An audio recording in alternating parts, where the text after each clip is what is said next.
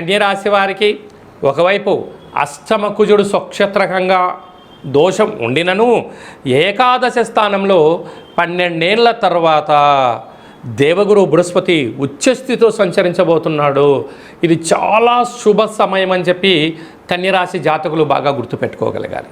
కన్యరాశిలో ఏ నక్షత్రాలు వస్తాయిగా? ఉత్తరా నక్షత్రంలోని 2, 3, 4 పాదాలు, హస్తా నక్షత్రంలో 4 పాదాలు, చిత్తా నక్షత్రంలో 1, 2 పాదాలు కలిపితే కన్యరాశి. రాశాధిపతి బుధ భగవానుడు.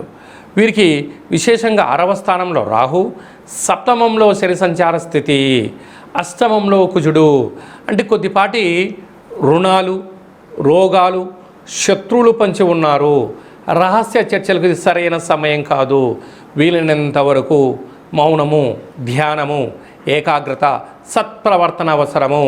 అలాగా విశేషంగా మంగళవారం రోజున, అష్టమి తిథి యందున, పూర్ణిమ తిథి యందున ముఖ్యమైనటువంటి పనులను వాయిదా వేసుకోండి. దూరావాయు జల ప్రయాణాలలో ప్రమాదాలు పొంచి ఉన్నాయి, తస్మాత్ జాగ్రత్త. అలాగా వీళ్ళకు చాలా కాలం తర్వాత బుధాదిత్య రాజయోగం రాజ్యస్థానంలో ఉండడం, ఉద్యోగ ప్రయత్నం చేస్తే విజయం సాధించడం, ఏకాదశ స్థానంలో 12 ఏళ్ల తర్వాత దేవగురు బృహస్పతి ఉచ్చస్థితిలో కర్కాటక రాశిలో సంచరిస్తున్నాడు కనుక ఎన్నో రోజులుగా మీరు సొంత ఇంటి కళ నెరవేరబోతుంది. భూములు, గృహాలు, వాహనాలు, షేర్లు, క్రయ విక్రయాలలో ఆనందకరమైనటువంటి జీవితాన్ని పొందబోతున్నారు. కనుక వీలైనంత వరకు ఎదిగే కొద్దీ ఒదిగి ఉండాలి. సత్ప్రవర్తన అవసరం, ఆధ్యాత్మిక చింతన అవసరం. కనుక పుష్కర స్థానం, దేవతా దర్శనము ఉత్తమమైన ఫలితాన్ని కలిగిస్తుందని చెప్పి గమనించాలి.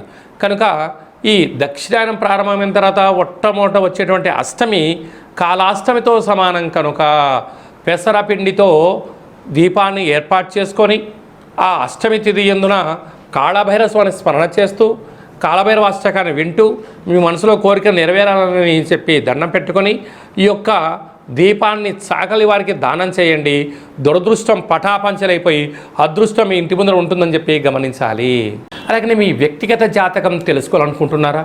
మీ యొక్క పేరు, పుట్టినటువంటి తేదీ, నెల, సంవత్సరం, పుట్టిన సమయం రాసి వాట్సాప్లో మీరు పంపించగలిగినట్లయితే 100 సంవత్సరాల జాతకాన్ని రాసి పంపించి మీరు పుట్టినప్పుడు గ్రహ గమనాలు ఎలా ఉన్నాయి, ప్రస్తుతం ఎలా ఉంటున్నాయి, భవిష్యత్తులో ఎలా ఉండబోతున్నాయో సవివరంగా సంపూర్ణంగా తెలియజేయడం జరుగుతుందని చెప్పి గమనించాలి.